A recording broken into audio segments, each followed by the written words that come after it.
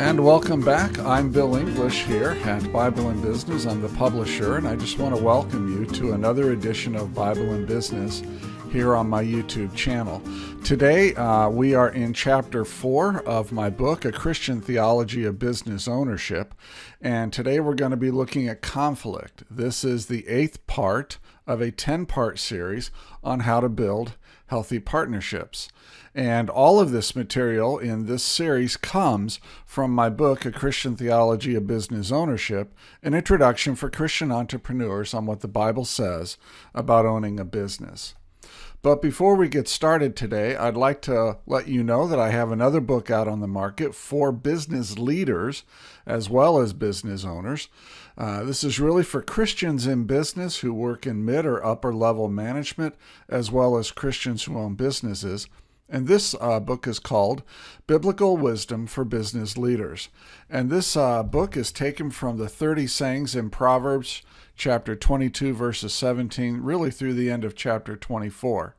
And I discuss, as do these Proverbs, really the sage in the Proverbs discusses a wide range of topics such as greed and anger and envy, justice, you can see these on your screen, ambition, self-control, giving and receiving advice, persevering in the midst of difficult situations, taking on debt or not taking on others' debt, and competence and so forth. So if you would like a shorter read, this book is only about 150 pages, whereas my theology book is 350 pages. If you'd like a shorter book that still deals with a lot of the topics that you deal with as a Christian business owner or a Christian business leader, then I invite you to pick this up. You can buy it at any online bookstore, Amazon, Kobo, and a whole bunch of others. And you can get it in both electronic or print format. I invite you to purchase a copy and learn from Proverbs and from the sage, as have I, on how to take biblical wisdom and apply it in the business world. Also, if you'd like to learn more about Bible in Business, I just invite you to hop over to BibleInBusiness.com, where I have articles and podcasts and some tools and surveys that you may want to partake of as well. You can also download the slides for this and all the other YouTube channel broadcasts in PDF format, and you can use those slides at your convenience for your own learning. So today we're going to talk about conflict in business. Oh my, I could spend probably 3 days on conflict, but I'm not going to do that. I'm only going to do just a few minutes here on conflict. First of all, let's talk about unresolved conflict. When there's conflict in a partnership and it's unresolved, it will kill the partnership and probably kill the business. And it leaves a lot of opportunity, what I say, a lot of profits on the table. You can't get some traction without some friction. So some conflict and some friction in a partnership is usually at the right level and at the right pace. In other words, how often it occurs. It's probably a good thing, right? But in the long run, if it's unresolved, you will leave opportunity and profits on the table. It will kill your partnership, and it will create distance between you and your other partners. And it's that distance, that lack of collaboration, that lack of trust, that lack of being able to be in the same room together, which will end up killing your partnership. Now, the causes of conflict in a business sense, I think, are different. Now, I did 9 years of marriage and family therapy. Remember, I'm a psychologist, or was until August 1st of 2022 anyways, when I voluntarily gave up my license. But I was a psychologist in this state for over 20 years, and I did 9 years of marriage and family therapy. And I can tell you that the causes of conflict in a marriage are different in my estimation, than the causes of conflict in a business partnership. So I'm really going to focus on the business partnership piece. First of all, roles and responsibilities. In a business partnership, each partner should have one or more set of roles and one or more set of responsibilities. And frankly, I don't have it up here on the screen, but one or more set of deliverables that they deliver back to the partnership. And if they're not delivering those things, then the partnership isn't going to work. Roles are really a business role. Who is, for example, let's say you have 3 partners and the company needs a CEO. Chances are good that one of those 3 partners are going to be the CEO. And so the partnership votes, one of them becomes the CEO, and then what happens is the other 2 have a responsibility to submit to that partner's day-to-day authority as the CEO. Now, all 3 of them might sit on the board of directors, and in that sense, the other 2 partners can hold their CEO partner accountable in the board meetings. But there are certain business roles that partners need to fill, and they need to fill them and then make sure that they are giving back to the partnership their deliverables and responsibilities. And this means staying in your swim lane.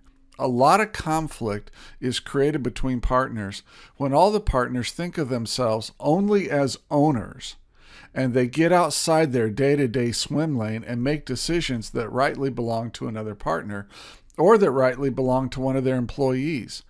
Just because you're an owner doesn't mean you get to make whatever decision you want to make anytime you want to make it. That is not how this works in a partnership.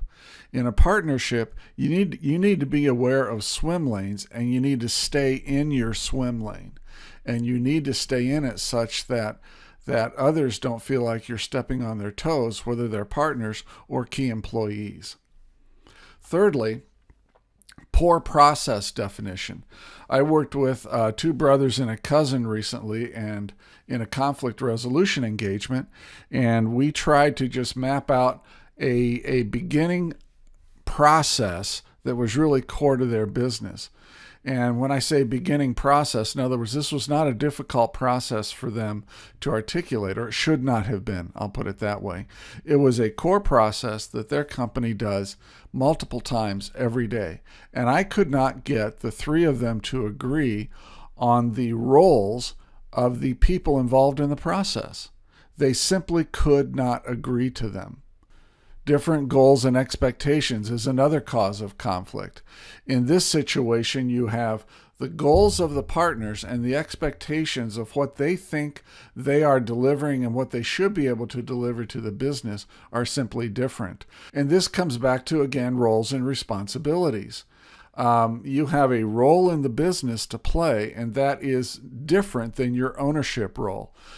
Being an owner is not a job. I want to say that again. Being an owner is not a job. The job is getting work done in the business or working on the business. But being an owner by itself is not a job. Anybody can hold equity. I hold equity in a number of public corporations. That's not a job. I'm still an owner, but that's not a job. So being an owner is not a job. Working in the business is a job, and when you work in the business, you have to have certain roles and responsibilities that you pay attention to. And when there are different goals for what the owners want out of the business, when there are different goals for what they think where the business should be going, that's going to create some conflict. And finally, different values. Some people value money simply because they want to build a retirement. Other people value money because it represents that they have been successful. Some people just want to be rich because they like all the conveniences that it brings to them. Okay? But there are different values around money.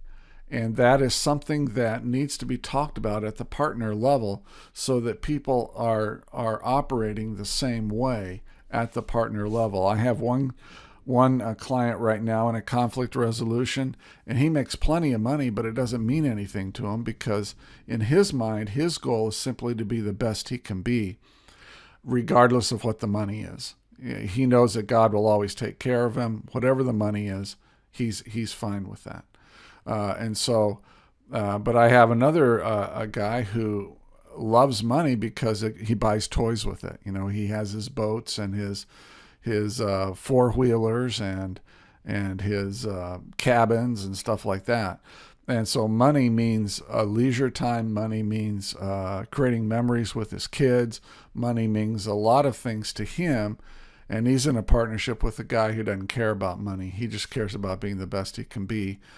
I think you can probably see where that would create some conflict for them. Finally, lack of clear communication. If you can't communicate clearly with your partners about what you're thinking and what you're feeling, then you're not going to have a good partnership. And this sometimes means bringing up touchy and difficult situations, and maybe even telling the partner that they were wrong. And being able to do that in a way where you're loving about it, but you're also being very clear. You're very, very clear. I know of another partnership that's not a client of mine. I just know this about this partnership because one of the partners is a friend of mine. And he and his partner, who is his sister-in-law, they have two times a year, where they are allowed to totally vent on the other one, and the other one has to sit and be completely silent and cannot say anything back. And they both use it. But it has improved their partnership because there are times when the stress gets so high that they just have to unload. And when they unload in a clear yet loving way, it really it gets the conflict on the table, but it gets clear communication going, and it actually paves the way for them to have a much stronger partnership than had they not done that in the first place. So, causes of conflict, just to review your roles, having fuzzy roles, or not fulfilling your responsibilities, or not giving back to the business your deliverables, getting outside your swim lane in your day-to-day activities, lack of process definition, having the partners having different goals and expectations, different values around money, and the partners not having clear communication. So before you enter a partnership, if you're looking at entering a partnership and you're watching this video series because you're not sure if you should enter into a partnership, then I would invite you to spend time with your potential partners and look for how they resolve conflict. If possible, spend time with them and their spouse. Go to dinner with them, go to a ball game, see how they handle conflict in the marriage, because usually how conflict is handled in the marriage is how it's going to be handled in the partnership. At least that's how they're going to try to handle it in the partnership. Now, you can also use negotiating the partner agreement as an opportunity to see how they will handle conflict. So as you're going through that negotiation, hold part of yourself back and learn how your new partner manages conflict. And don't sign that partner agreement if you don't think that they can handle conflict well. You will need a method to resolve conflict. You might want to have to engage a third party to help from time to time, somebody like myself or a mediator or a lawyer. And usually, actually, I have it here on the slide. This is the example of that two-person partnership where they vent to each other at least once or twice a year, and the other one just has to sit there and listen. Is that a way to resolve it? No, but it's a way to get down the path quite a ways if it's done in the right way. So, look, what's the warning here? If you can't agree on a conflict resolution method, or if you can't resolve simple conflicts early on as you're either negotiating the agreement or putting the partnership together, or early on in the partnership, then either get out of it or don't form the partnership in the first place. Just walk away. It's not going to be worth your while. It's not going to be worth the money. The headaches and the heartaches will not be worth the money. And then finally, be sure your partner agreement discusses conflict and what happens when partners no longer can work together. You need an exit. Every partner agreement should have clear ways of exiting the partnership. So, time for a little bit of a review here. Make sure you understand the causes of conflict. Make sure you have the backbone and the fortitude to reach resolutions in a way where neither of you or none of the partners feel like they lost. Assess conflict resolution skills and abilities before entering the formal partnership, and if needed, engage outside help. Our next episode, we're going to look at competence, how competence plays a role in building healthy partnerships. I want to thank you for joining me today. I'm Bill English, the publisher here at Bible and Business. I hope that this has been helpful to you.